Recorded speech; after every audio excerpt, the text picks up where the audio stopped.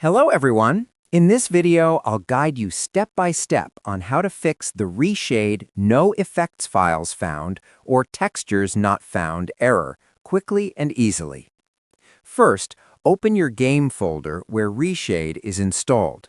Make sure the Reshade Shaders folder is present, and inside it you should see both Shaders and Textures folders. If they are missing, you need to reinstall Reshade properly. Run the Reshade setup again, select your game executable, and when prompted, make sure you check the option to download standard effects.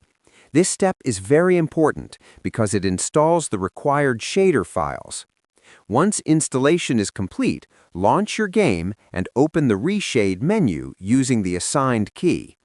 If the error still appears, go into the Settings tab and verify that the shader and texture paths are correctly pointing to the Reshade Shaders folder. Fix the paths if needed, then reload Reshade and everything should start working normally again. Subscribe the channel for more videos.